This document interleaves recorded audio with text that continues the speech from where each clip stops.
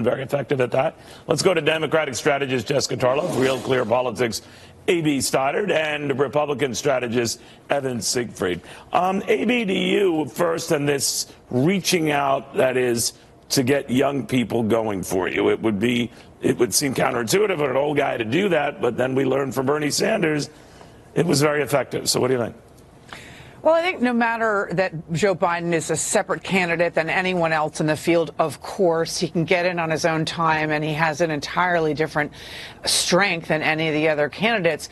But he's not going to just separate himself by being the only one who isn't attempting to have an Instagram game. So it's not like he's going to be doing a lot of pasta cooking with a streaming feed. But I think that, he wants to be able to cut across the coalition. He won't be reaching for young people maybe the way that Beto O'Rourke would be, or even Bernie, in terms of his sort of pie in the sky, free lunch socialism, things that candidates like Biden are not going to back.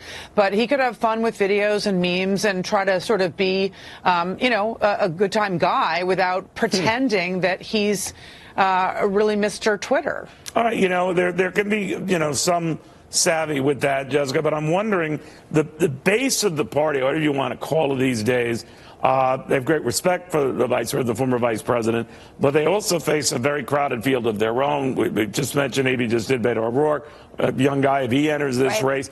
What happens to that young vote? Well, the young vote will split amongst a few candidates, and this is incredibly early. A lot of people who are going to declare aren't even in yet at this point. Young people did fuel the 2018 midterms alongside seniors, who might also like Joe Biden, by the way, putting that out there.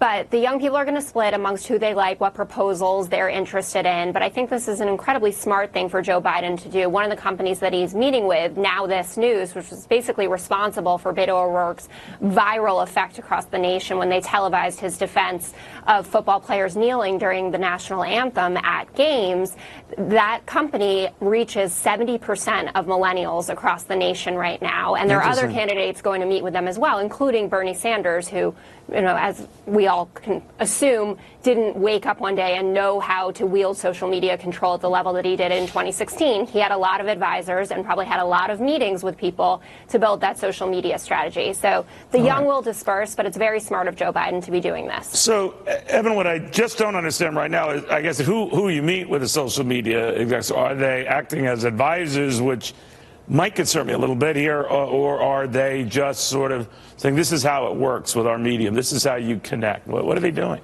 Well, I think that the Biden team would probably be wanting to find out, what do young people talk about right now on social media platforms? What appeals to them? Bernie Sanders usually I find interest rates and stocks. I don't know what it is. These kids are crazy. I'm sure they're really into APR and all of that, in addition to the cutest pug memes that are going around. But I think that for Bernie Sanders, he was smart in 2016 in that he spoke to the issues that young people actually cared about. And Joe Biden doesn't want to just say, these are the things I care about. He should be talking about what they care about. And remember, Joe Biden, his presidential campaign strategy for the primaries would have to be based upon pulling certain percentages of each constituency, African Americans, Hispanics, whites, millennials, baby boomers, out and getting them to vote for him. He doesn't need to win the entire overall youth vote, you're right about but he has to eat into Bernie Sanders' presumed lead and the Beto O'Rourke lead. The one thing when I looked at Bernie Sanders and his appeal, he's direct in a genuine article, AB, and one of the things that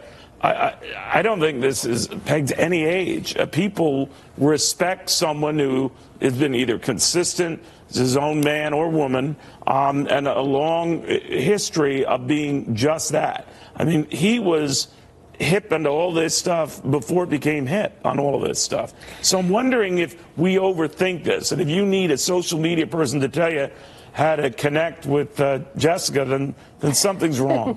What do you think? Well, you should still attempt, as Jessica said, it's smart because you need to be where they are, and then you need to get them to listen. So it's not something that Joe Biden can ignore. So you're going to that audience and where they electronically gather, right? Because they don't watch cable news and they don't watch, they probably don't even watch a lot of the debates. So you're really going to have to capture their attention in innovative ways. And then, again, you're going to be competing message-wise with Bernie Sanders. I think Bernie Sanders, he has some great numbers out of New Hampshire today. He certainly has a very devoted following who sent tons of money this first week. I don't know that he's going to be one of the final contenders next spring. The party officials expect this to go until May. But, you never know. Like Evan said, I mean, as long as Biden cuts into everyone's strength and builds the biggest coalition, he with the most numbers wins. All right.